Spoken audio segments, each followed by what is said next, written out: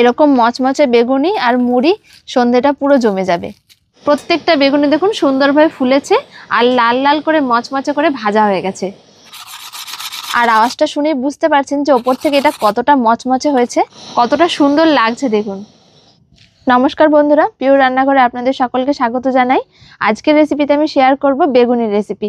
কি দিলে কিভাবে ভাজলে বেগুনি অনেকক্ষণ পর্যন্ত ফুলে থাকবে, নরম হবে না, মচমচে থাকবে, সেই সমস্ত কিছু আজকের ভিডিওতে আমি শেয়ার করব। এবং খেতে হবে একদম দোকানে ভাজা বেগুনির মতন। তাই পুরো ভিডিওটা শেষ পর্যন্ত দেখতে থাকুন। আশা করছি আজকের ভিডিওটা দেখতে আপনাদের সকলে ভালো লাগবে।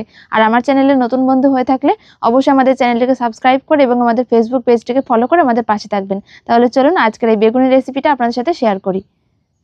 বেগুনি তৈরি করার জন্য আমি দুটো বেগুন নিয়ে নিয়েছি আর বেগুনগুলোকে আমি আগে থেকে ভালো করে জলে ধুয়ে রেখেছি। এবারে বেগুনের জন্য বেগুনগুলোকে কেটে নেব। বেগুন কাটার জন্য আগে কিন্তু ভালো করে পরিষ্কার করে ধুয়ে মুছে নিতে হবে, যেন বেগুনের গায়ে জল না লেগে থাকে। প্রথমে এর মুখটা আমি কেটে নিচ্ছি।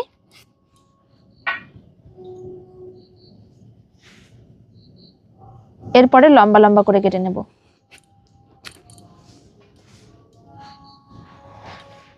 তবে বেগুন কাটার সময় খুব বেশি পাতলা করা যাবে না, বেগুন যেহেতু নরম, ভাজার সাথে সাথে গলে যেতে পারে। ঠিক এরকম ভাবে কেটে নিচ্ছি।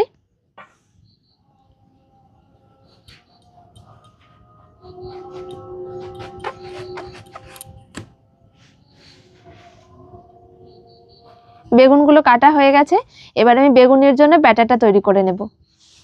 ব্যাটার তৈরি করার জন্য একটা বাটির মাপ করে বেসন নিয়ে নিয়েছি। এই বাটির মাপে আমি 3 বাটি বেসন দিয়ে দেব।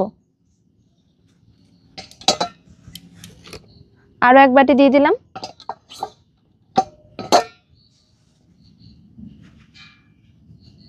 মোট 3 বাটি বেসন আমি দিয়ে দিয়েছি।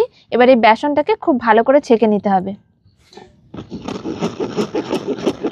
বেসনের ব্যাটার তৈরি করার আগে অবশ্যই করে একটু ছেঁকে নিতে হবে, তাহলে বেসনের ব্যাটারটা যখন আমি গুলবো তখন আর দলা পেকে যাবে না। বেসনের মধ্যে দেখুন এই যে দলা পেকে রয়েছে, এগুলো যদি আমি সরাসরি জল দিয়ে দিতাম বেসনের মধ্যে তাহলে গুলতে অসুবিধা হতো। এইভাবে করে একটু ছেঁকে নিলে ব্যাটারটা খুব সুন্দর স্মুথ হয়ে যাবে। এর মধ্যে আমি দিয়ে দিচ্ছি যে বাটি মেপে 3 বাটি বেসন নিয়েছিলাম, ওই একই বাটি মেপে 1 বাটি চালের গুঁড়ি দেব। চালের গুঁড়ি দেওয়ার ফলে বেগুনিগুলো খুব মচমচে হয়, তাই অবশ্যই করে চালের গুঁড়িটা দেওয়ার চেষ্টা করবেন। আর যদি চালের গুঁড়ি না দিতে চান সেক্ষেত্রে কর্নফ্লাওয়ার ব্যবহার করা যেতে পারে। বেসন আর চালের গুঁড়ি চেলে নেওয়ার পর দিয়ে দিচ্ছি স্বাদ মতো লবণ, 1 চামচ হলুদের গুঁড়ো, হাফ চামচ দিয়ে দিচ্ছি কালো জিরে, 1 চামচ দিয়ে দিচ্ছি গরম মশলার গুঁড়ো, 1 চামচ লঙ্কার গুঁড়ো, আর এর সাথে দিয়ে দেবো 1 চামচ আদা রসুন বাটা। এটা দেওয়ার কারণে আমরা দোকানের যেরকম বেগুনি খাই ঠিক সেরকম স্বাদ আসবে। এবারে সব শুকনো উপকরণগুলোকে খুব ভালো করে মিশিয়ে নিতে হবে।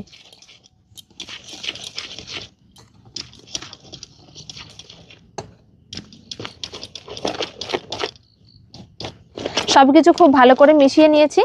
এবার আমি অল্প অল্প করে জল দেব আর ব্যাটারটা তৈরি করে নেব।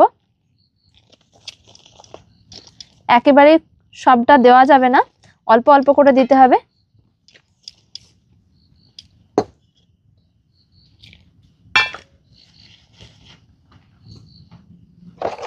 অল্প অল্প করে জল দিয়ে বেসনের ব্যাটারটা আমি তৈরি করে নিয়েছি। আর ব্যাটারটা ঠিকঠাক তৈরি হয়েছে বোঝার জন্য আমি এখানে একটা চামচ নিয়ে নিয়েছি। আর ডোবানোর পর দেখুন চামচের গায়ে ব্যাটারটা লেগে রয়েছে। ঠিক এরকমভাবে ব্যাটারটা তৈরি করতে হবে, যাতে যতটুকু ব্যাটার আছে একটু ঝরে যাওয়ার পরেও এরকম চামচের গায়ে লেগে থাকলে বুঝবেন একদম ঠিকঠাক হয়েছে।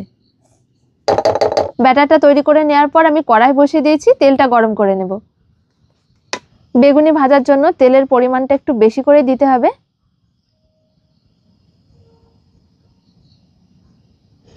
তেলটা ভালোভাবে গরম হয়ে গেছে। এখান থেকে আমি 1 হাতা গরম তেল নিয়ে নিচ্ছি। আর এখানে আমি যে আগে থেকে ব্যাটারটা গুলে রেখেছিলাম তার মধ্যে গরম তেলটা দিয়ে দেব।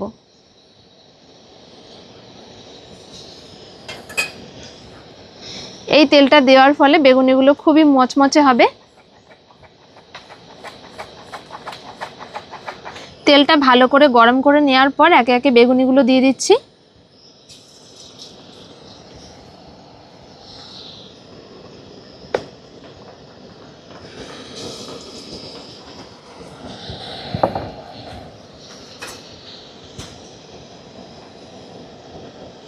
একসাথে খুব বেশি দেওয়া যাবে না।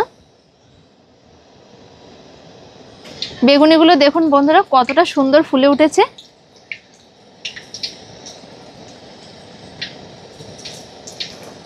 প্রত্যেকটা বেগুনি সুন্দরভাবে ফুলেছে। এইরকম ভাবে ওপর থেকে একটুখানি তেল ছড়িয়ে দিতে হবে আর একদম লাল লাল করে ভেজে নিতে হবে।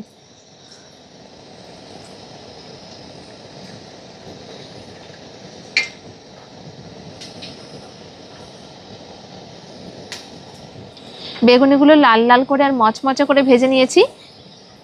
একটু লাল লাল করে ভেজে নিলেই দেখবেন এটা অনেকক্ষণ পর্যন্ত ফুলে থাকবে আর এরকমই মচমচে থাকবে, নরম হবে না।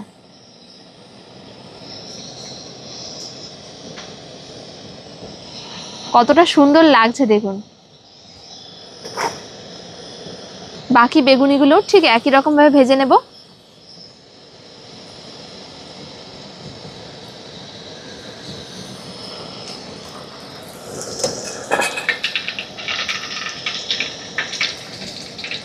দেওয়ার পরপরই এরকম ভাবে একটুখানি তেল ছড়াতে হবে, তাহলেই দেখবেন সুন্দরভাবে ফুলে উঠবে।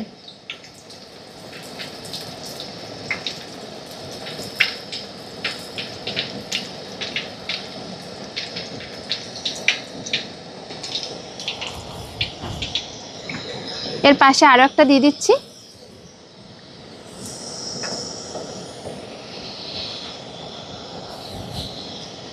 দেখুন তেল ছড়ানোর সাথে সাথে কত সুন্দরভাবে ফুলে উঠছে। এই পদ্ধতিতে করলে এরকম ভাবে বেগুনিগুলো ফুলবে।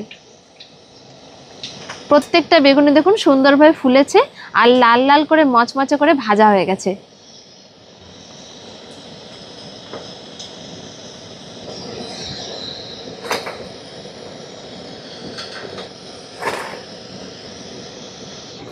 বাড়িতে কম বেশি আমরা সকলেই বেগুনি ভেজে থাকি, তবে অনেক সময় দেখা যায় বেগুনি ঠিকঠাক ফোলে না বা ফোলার পরেও নরম হয়ে যায়, চুপসে যায়। তবে এই পদ্ধতিতে করে দেখতে পারেন, এরকমই ফুলবে আর মচমচে থাকবে অনেকক্ষণ পর্যন্ত।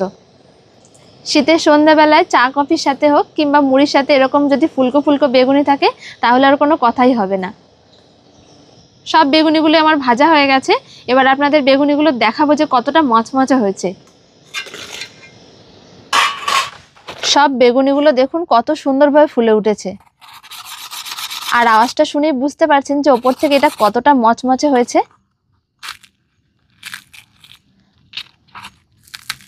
সন্ধ্যাবেলায় গরম গরম এরকম ফুলকো ফুলকো বেগুনি থাকলে আর মুড়ি থাকলে আর কোনো কথা হবে না।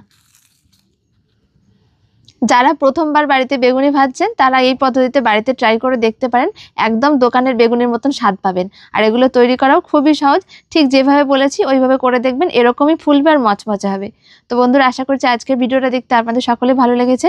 ভালো লাগলে অবশ্যই একটা লাইক শেয়ার কমেন্ট করবেন এবং আমাদের চ্যানেলটিকে সাবস্ক্রাইব করে আমাদের পাশে থাকবেন। দেখা হচ্ছে পরের ভিডিওতে। সকলে ভালো থাকবেন। ধন্যবাদ।